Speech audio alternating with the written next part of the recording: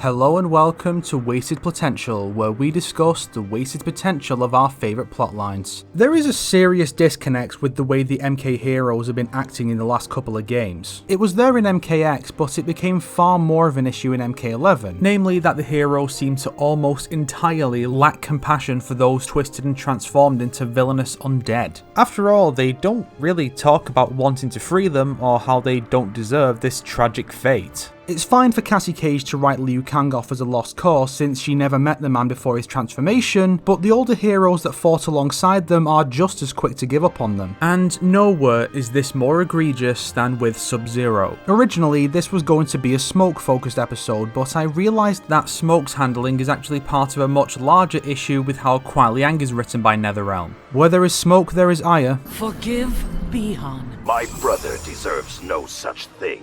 All beings deserve compassion. You may recall that I already discussed Kuai Liang's baffling lack of empathy towards Frost and Bihan in previous episodes. Or he'll forgive the man who murdered his brother on the grounds of being manipulated by Quan Chi, but not the same brother he travelled to a foreign realm to avenge, who was twisted to a far more extreme degree by Quan Chi to the point of losing his old powers and being made to think he's Dr. fucking Claw. He also won't try to reform his impetuous former student, whose failings are, in large part, his fault for not adequately recognising and working to mitigate her inherent character flaws. I know some of you may point to Kuai Liang restoring his brother in his MK11 ending, but the pair have around 8 intros together and not one suggests that Kuai Liang has any love left for Bihan because MK11 can't even be consistent with itself, right Jared? And then we come to his best friend, Smoke. Think back to MK 2011 where Smoke, despite not having much screen time to showcase it, very clearly cared deeply about the fate that befell his friend, a fate that was originally supposed to befall him. Both are killed by Sindel and become revenants together. Flash forward to MKX where, in the intro, both are working for Shinnok and Quan Chi, but Sub-Zero is working with Scorpion and Smoke is working with Jax. Then flash forward even further and Sub-Zero has been freed from Quan Chi's power, but Smoke has not. How many times in MKX does Sub-Zero even think about his corrupted friend? 0. Not once does he mention his best friend who remains trapped in the web of corruption he was fortunate enough to escape. One would think, given that he himself has experienced mental enslavement and physical corruption in many different forms, that he would feel at least a little empathetic and want to join the fight against the Netherrealm or travel to the Sky Temple with the kids to engage Smoke. But no, he completely forgets Smoke even fucking exists. And yes, I know this is not an issue exclusive to the NetherRealm era, but it's much more prominent there thanks to the cutscenes depicting the two as friends and being more blatant with Sub-Zero's lack of interest. Back in Armageddon, when Noob and Smoke attacked the Lin Kuei, Sub-Zero only seemed concerned with saving his brother, not Smoke.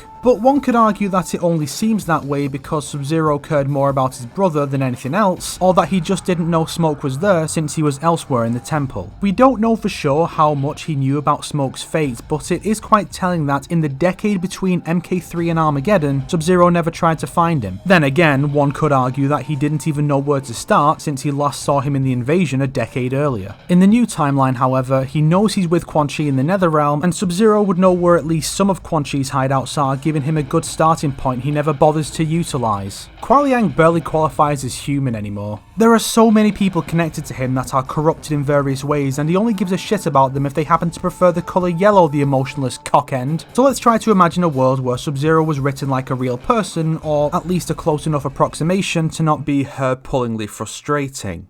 Sub-Zero's seemingly frozen heart can be justified up to a point. Way back in MK2, Kuai Liang was not out to avenge his brother's death as he is in the Shaolin Monks in 2011 versions of the events. Instead, he was heading to Outworld to finish his brother's mission of assassinating Shang Tsung. This suggests that loyalty to the clan comes before familial bonds for the two. The game's prequel comic even has Kuai Liang speak quite coldly, haha, of his brother whose body isn't even, you know. This idea was strangely strengthened by one of 2011's editions, even though that game's actual events fly in the face of it. See, 2011 was the first time the two brothers were given real names. Before then they were just the older and younger Sub-Zero, or Sub-Zero and Classic Sub-Zero, but now they were Bihan and Kuai Liang. They don't seem to fit any specific Chinese naming schemes I could find in my research, nor are they ever given any family name in addition to these, suggesting that their names have no familial connection. The idea of the two having very distinct names from one another suggests that these names were given to them by the Lin Kuei to emphasize clan over family. Building on this, Sub-Zero and his fellow Lin Kuei could be emotionally stunted with only a handful of people being considered their friends. For Kuai Liang, these are his brother, Smoke, and possibly Cyrax. In time, all of these people are taken away from him in both timelines, killed and or transformed into deadly enemies. His distance from his Earthrealm comrades in MKX could be a result of this, as he is still 20 odd years removed from his departure from the old clan, not able to easily open up to others. Even Smoke is not exempt from this distance. Smoke would have travelled with Sub-Zero during his second chapter in 2011 and opened up about his concern that Sub-Zero cyberization is his fault, as it was originally his fate, but Raiden made it Sub-Zero's. Sub-Zero even holds some resentment towards both Smoke and Raiden for him becoming a cyborg in the first place. Smoke holds resentment towards Raiden for this too, saying as much during the Thunder Gods MKX chapter rather than saying nothing and having no personality of his own. As for Sub-Zero, once he's freed from Quan Chi's corruption, he goes into isolation from his fellow heroes. He despises Raiden, doesn't care about Smoke anymore, and bitterly keeps to himself. He only gets involved with the conflicts of the SF when Johnny asks him to help train the combat kids, and even then, he only agrees to the exercise as a way to train his own followers. But as he surrounds himself with new allies, followers that look up to him, a protege to pass on his skills to, a woman with whom he shares a mutual debt, a former comrade brought back to his side, and even the man responsible for his brother's death reaching out to him in pursuit of peace and redemption, his heart slowly begins to thaw and open itself up to the Special Forces. This makes his appearance in MKX's climax more significant. It's no longer just him showing up because there was no other believable way to deal with the Outworlders, it is now the resolution of Sub-Zero's character arc. After so many years of helping out only when asked to, and when he sees the opportunity to advance his own goals, he now makes the choice to rejoin the Defenders of the Realm and fight back against those that threaten their home. Joined by Cyrax, Serena, and Frost, Sub-Zero leads his clan against the Outworlders and sends the kids along with some assistance from their fellow successor, a cyborg concerned for his corrupted friend, or the Grandmaster himself seeking to atone for abandoning his closest friend. Maybe he succeeds, maybe he doesn't. Either way, he speaks with Raiden inside the Jinsei chamber and is able to forgive him for what happened to him. If Smoke isn't saved though, his absence from MK11 should be acknowledged by someone Sub-Zero fights and explained. Maybe Kronika has taken his soul for the Hourglass. Maybe he has been converted into a cyborg or is once again Noob's partner, which the latter taunts his brother about. Just something to show that Sub-Zero once again cares for his friend, even with his heart so cold. As for Bi-Han, I fear some people may have misunderstood when I discussed the idea of his restoration and redemption. I'm not saying he absolutely has to be redeemed at the end. While I think that's the best direction to go with him, I'm fine with him being a lost cause and being put down by his brother or Hanzo. The issue is that Kuai Liang is far too quick to write him off. He should be constantly trying to save him, only accepting he can't right at the end when he puts him down. You can't have Travis give up on Old Yeller as soon as he starts acting aggressively. The bond isn't believable if he gives up hope the second things get difficult. Kuai Liang loves his brother, so he should do everything in his power to save him and only accept reality once he's exhausted every other option. The Netherrealm can have you.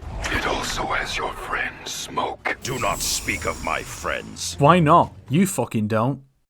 I think giving Sub-Zero an arc to go through would be nice, given that he didn't manage to achieve anything of note in the last 2 games. While Scorpion gets his revenge on Quan Chi with ramifications that last into the next game and then gets 2 chapters and a significant death, Sub-Zero has an off-screen fight with Kotal's forces, a rehash of a scene from the comics, and makes no progress with any of his 3 broken relationships in a chapter he has to share with Scorpion. You could remove Sub-Zero, one of the franchise's most iconic and popular characters, from MKX in 11 entirely, and barely anything would change. The man deserves better, Ed. Clearly, one of the reasons for this lack of impact on the story is that his chapters come early. His MKX chapter is a training exercise designed to showcase the weaknesses of the 4 combat kids so they can improve on those things over the course of the story. And then he's just gone for most of the story after that. And since MK11's chapter 4 is where Noob, Sector and Frost first appear in the game, their stories with Kuai Liang can't get any resolution because they need to show up in later chapters to get more use out of them, so he can't restore or put down his brother, redeem or put down his failed protege, or finally put an end to Sector's twisted vision for the Lin Kuei. Only Cyrax gets any resolution with Sub-Zero, and that's because he doesn't need to show up in later chapters to get an extra fight in. And people still defend this indefensible story structure that has done nothing but hamper the storytelling in NetherRealm's games. And let's take a moment to observe that Kuai Liang claims that the Sub-Zero mantle originated with his grandfather. The name was grandfather's first. Obviously, having Cryomancer blood means that this is his biological grandfather. Sub-Zero's 2011 story vignette claims he and his brother were taken from their real parents at a young age to join the Lin Kuei. Was Sub-Zero a name used by a man outside the Lin Kuei and then allowed to be adopted by Lin Kuei members who were very intentionally taken away from their biological heritage? You can defend the lack of consistency between timelines all you want, but NetherRealm should at least have their new writer study the lore from 2 fucking games ago. But with that, the Lin Kuei Saga comes to a close. I think I've covered everything and have nothing else to really add. What? Say the line! Snake? Such wasted potential. If you liked this video, why not subscribe and support me on Patreon like these fine people here? If not, then make sure to share it with your enemies so they can suffer along with you. Today's recommended video is, of course, the latest abitorial from ABI of Sugar Punch. He finally got around to talking about MK11 and, well, let's say I wasn't disappointed. Fuck MK11 and fuck NetherRealm too.